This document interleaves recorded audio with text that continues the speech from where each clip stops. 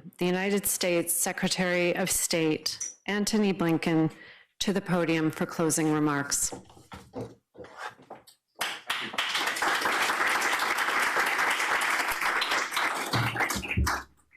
Thank you all very much. I have to say it's a little bit humbling to speak after Jason, who has been an extraordinary profile in courage, an extraordinary profile in absolute determination to move all of us to a better place on this issue that in so many ways is, for me, one of the most profound things that I have to deal with in my job, and I suspect Melanie and my other colleagues feel the same way.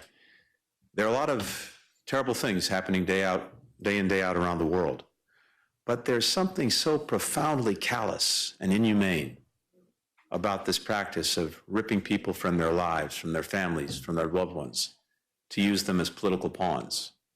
And I don't know, just on a human level, sometimes I look across the table at a counterpart whose country is engaged in this and really ask myself how they sleep at night. But we have a profound reality to deal with, and I take great inspiration from what we just heard from Jason. I'm really grateful to you. I'm grateful to Michael Koberg, the two Michaels, in fact, for advocating on behalf of those who are being arbitrarily detained, standing up to governments engaged in these abuses. To the loved ones of those who have been or are still held hostage or wrongfully detained, including the Whelan, Foley, and Levinson families, who I believe are here with us today. Your own resilience, your own extraordinarily tenacious advocacy, the love that drives it is also incredibly humbling to those of us who are serving in positions of responsibility and trying to make good on this particular responsibility. It's inspirational. And I know sometimes we're on the receiving end of your advocacy, your encouragement, and more than encouragement. It's so vital, it's so necessary, and it's so deeply appreciated, even if it sometimes doesn't seem like we appreciate it. To my friend, Melanie Joly, thank you, not just for hosting us, but thank you for your leadership over virtually from day one since we've been working together in combating arbitrary detention. Here in a room that, as I understand it, is named for Ken Taylor, who didn't hesitate to shelter those 6 Americans in Tehran in 1979, we are reminded that Canada's commitment to this issue goes back for decades. And I want to thank our co-hosts as well, Foreign Minister Andre and Foreign Minister Tembo, for their commitment, for their determination on this. I just have to acknowledge quickly a couple of other people. One who is here, one who is not. One who is here is my friend and colleague, Roger Carstens, who every single day is the beating heart of our administration's efforts to bring home Americans who are wrongfully detained. Roger makes a card for me that I carry in my pocket every day. It has a list of those Americans who are being wrongfully detained somewhere around the world. I get no greater satisfaction in this job than the days when we get to cross someone off that list, as we were able to do just this week. But that doesn't just happen. It really is the product of extraordinary work, extraordinary engagement, starting with Roger, starting with a remarkable team of individuals that he's built around him, who I think demonstrate every day both their tenacity and their profound humanity. And I'm grateful, Roger, to you. Thank you.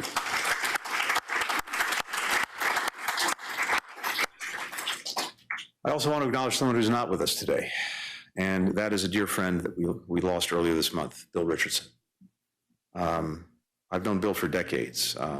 He was someone that inspired me when I first started in government service during the Clinton administration. You all know he had a remarkably storied career as a member of Congress, governor, U.S. Ambassador to the United Nations, appropriately, Secretary of Energy.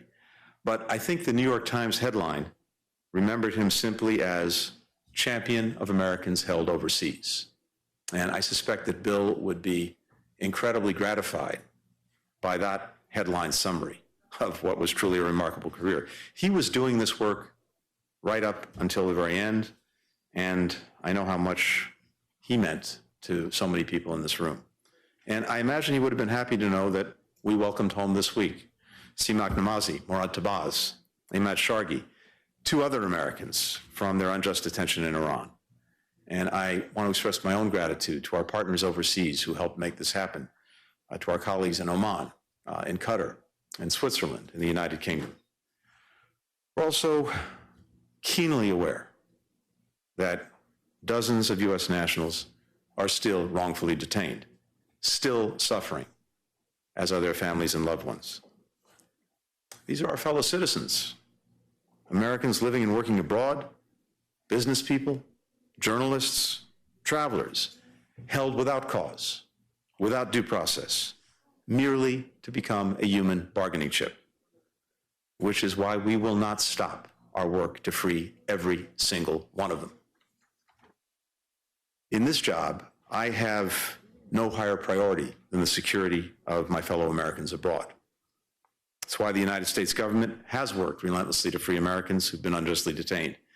And I am very proud of the fact that during this administration, we have brought home 35 people over the past 2.5 years from countries, alas, around the world. But as this group appreciates especially, and as Jason said so eloquently and powerfully, we also have a profound responsibility to do everything possible to deter future instances of arbitrary detention. Last July, President Biden signed an executive order to try to expand our tools and disrupt these practices, building off the experience of prior administrations and, critically, the 2020 Robert Levinson Act. This includes authorizing new financial and travel restrictions like the ones we imposed just this week on the Iranian Ministry of Intelligence and Security and former President Ahmadinejad. The most effective way, though, to make these regimes think twice is by acting together, amplifying the cost of arbitrary detention in ways that no country can achieve if it's acting simply on its own. That would make all of our citizens safer. That's the spirit behind the Declaration Against Arbitrary Detention, which the United States endorsed during President Biden's first month in office, with Canada leading the charge. 73 nations have now committed to this initiative, plus several more who've joined it today. At this first ministerial, since the declaration launched, we have a chance to continue this momentum, and I hope really to build on it. We can share best practices by enhancing our own country's efforts to free those arbitrarily detained. We can align on what constitutes arbitrary detention and do that for greater diplomatic leverage so that it's clear what merits a response from the international community. We can grow this coalition to include more countries from every region. More importantly, we can send a message. We can send a message that our people are not pawns, and that if a country holds any of our citizens, all of us will hold them accountable, whether that's sanctioning perpetrators and their families, freezing their assets, or forbidding entry into any one of our countries. Now, the bottom line is not many people want to travel somewhere where they could be imprisoned on a whim. Not a lot of companies want to do business in a place like that, which means that countries engaging in arbitrary detention will succeed only in further isolating themselves, in becoming pariahs. By working together, we can maintain and strengthen global pressure and continue to reinforce norms against these practices and keep our people safe. These norms are important. And I know that oftentimes when we come to a place like New York for the UN General Assembly, and you got all these diplomats sitting around rooms and talking about norms and standards, it can seem kind of meaningless in the real world that we are also living in. But I have to tell you that over time, the more countries you can get behind a norm, a rule, a standard, a basic understanding, the more powerful it becomes, the more effective it becomes, the more aberrational the practices of countries that ignore these norms. So there's real value in this work. Nations like Iran and Russia may see our care for each other as a weakness to be exploited. But we know that our common humanity is actually our most powerful source of enduring strength.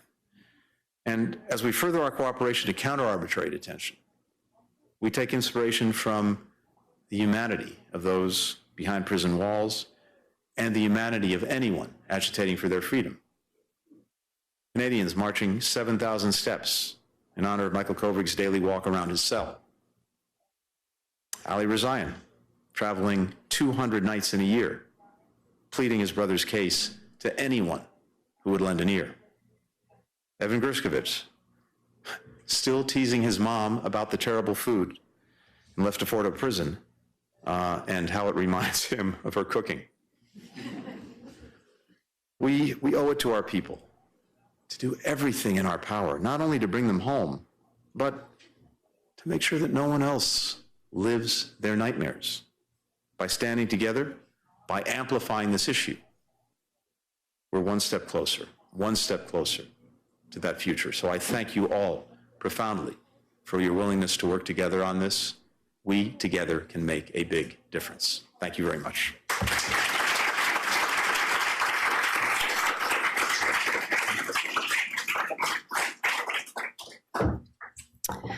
Excellencies, colleagues, and friends, thank you once again for being